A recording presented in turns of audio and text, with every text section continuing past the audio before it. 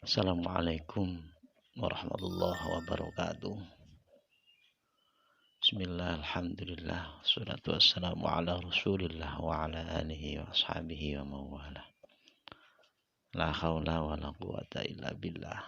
Ba'da. Puji syukur kehadirat Allah. Sampai detik ini kita masih diberikan kesehatan, keimanan, dan ketetapan Islam. Teman-teman sekalian, polemik puasa Arafah ini seringkali terjadi di negeri kita Indonesia karena seringkali terjadi perbedaan Lebaran Idul Adha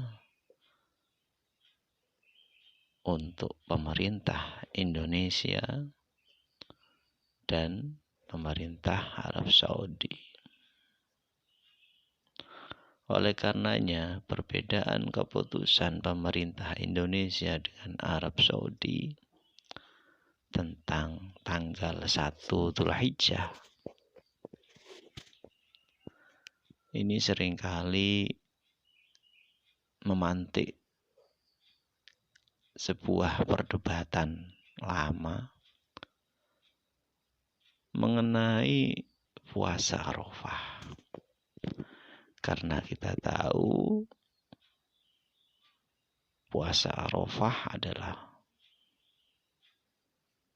satu amalan yang sangat dianjurkan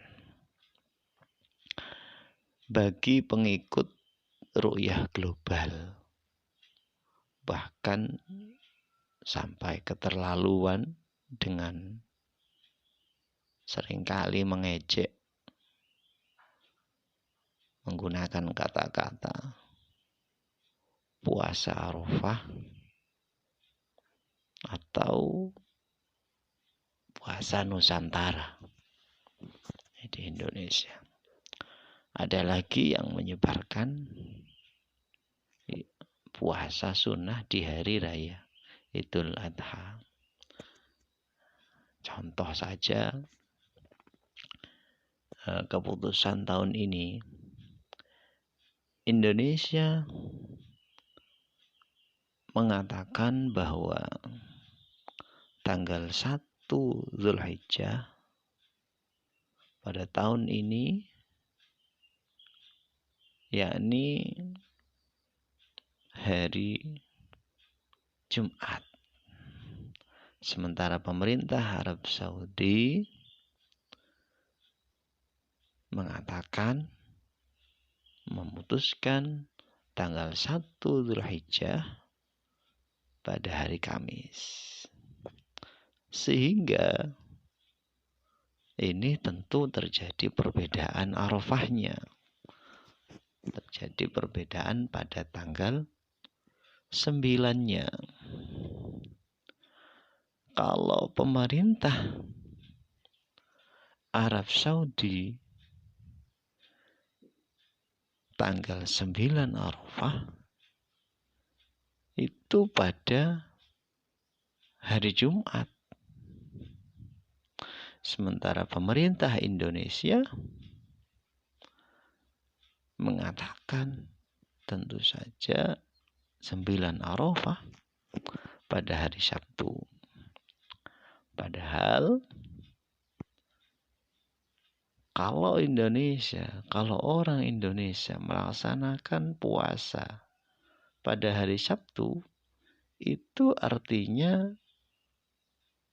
berpuasa pada Idul Adha menurut pemerintah Arab. Kita semuanya tahu bahwa puasa pada Idul Adha itu diharamkan. Nah, ini karena perbedaan pendapat mengenai puasa Arafah. Ini bukan puasanya sebenarnya menjadi perdebatan itu.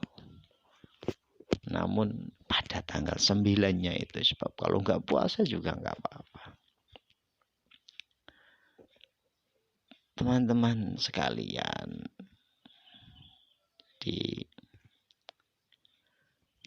kita mestinya nggak perlu banyak berdebat tentang itu. Mari letakkan kembali masalah puasa Arafah ini ya.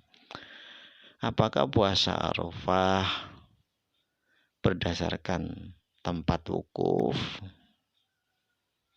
Arafah? Apakah puasa Arafah berdasarkan tempat wukuf Arafah maksudnya? Ataukah Arafah itu nama hari ke-9 Dzulhijjah? Yang perlu ditanyakan itu sebenarnya Arafah itu apa? Apakah tempat wukuf di Arafah?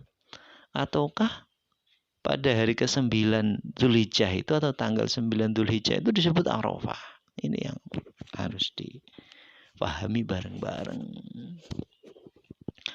Teman-teman, Arafah ini adalah nama hari dan nama tempat. Saya ulangi bahwa Arafah adalah nama hari dan nama tempat. Sebelum ada wukuf Arafah, nama pada tanggal 9 Dzulhijjah itu namanya Arafah. Berikut keterangan penjelasan ulama tafsir oleh Ar-Razi. I'lam annal yaumas tsamin min Dzulhijjah yusamma biyaumit tarwiyah wal yaumat tasi' minhu yusamma biyaumi Arafah. Ketahuilah bahwa hari ke-8 Dzulhijjah disebut dengan hari Tarwiyah dan hari 9, hari yang ke-9 disebut dengan hari Arafah. Maka terkait penamaan Arafah pada banyak riwayat, di antaranya diambil dari kisah Nabi Ibrahim, wa thaniha anna Ibrahim alaihi salam ra'a fi manamihi lailatat tarwiyah ka'annahu yadhbahu ibnahu fasbaha mufakkiran hal hadha min Allah ta'ala aw min asy-syaitan falamma ra'ahu lailata Arafah yu'maru bihi asbaha faqala araftu ya Rabb annahu min 'indik. Bahwa ketika malam tanggal Dzulhijjah, Nabi Ibrahim alaihissalam mendapat mimpi wahyu untuk menyembelih putranya. Di pagi harinya, Nabi Ibrahim masih berpikir tentang kebenaran mimpi itu benar atau tidak. Apakah mimpi itu dari Allah atau datangnya dari setan? Keraguan dan berpikir ini dalam bahasa Arab disebut dengan tarwiyah. Jadi masih bingung, masih ragu antara ini mimpi dari Allah atau dari setan. Keraguan itu dalam bahasa Arab disebut dengan tarwiyah. Pada malam tanggal 9 Dzulhijjah, Nabi Ibrahim kembali bermimpi kejadian yang sama, yakni perintah menyembelih putranya. Maka Nabi Ibrahim mengetahui bahwa mimpi tersebut adalah wahyu Allah. Mengetahui, jadi Nabi Ibrahim mengetahui bahwa mimpi tersebut adalah wahyu Allah.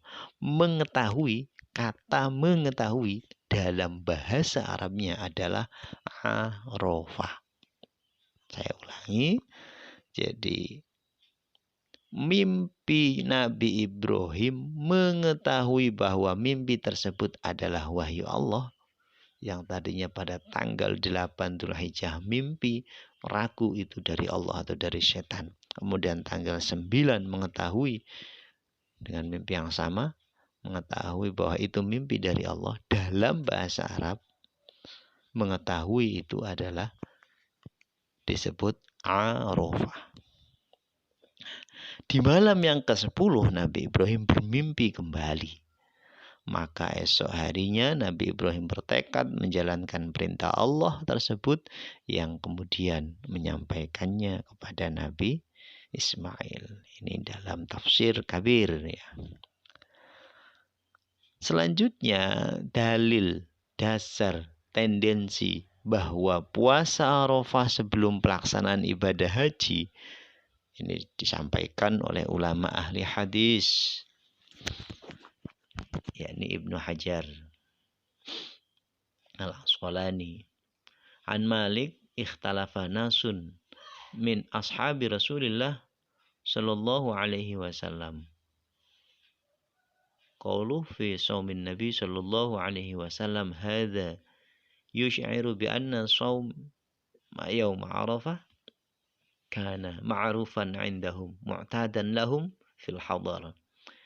Diriwayatkan dari Malik bahwa para sahabat berbeda tentang puasa Nabi. Ini menunjukkan bahwa puasa Arafah sudah dikenal di kalangan para sahabat dan mereka terbiasa untuk puasa saat berdomisili atau tidak bepergian fil hadar ya. Lah kok tiba-tiba menyimpulkan puasa Arafah harus sesuai dengan wukuf Arafah itu dari mana? Nah, teman-teman sekalian, dari semua keterangan di atas bahwa bisa disimpulkan puasa Arafah itu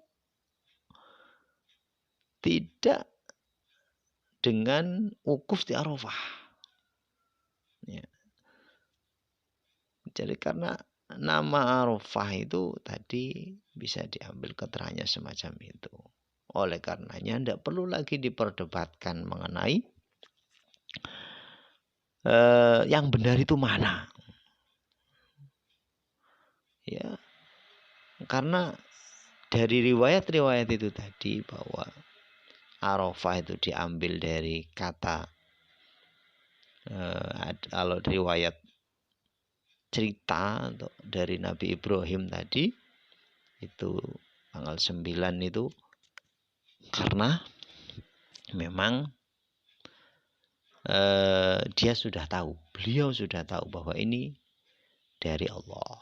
Jadi sekali lagi tidak perlu lagi diperdebatkan, sebab puasa Arafah itu bukan karena wukuf di Arafah. Sekali lagi, puasa Arafah bukan karena wukuf di Arafah, melainkan Arafah itu adalah sebuah nama tanggal. Bahkan sebelum dilaksanakan wukuf di Arafah pun nama Arafah sudah ada.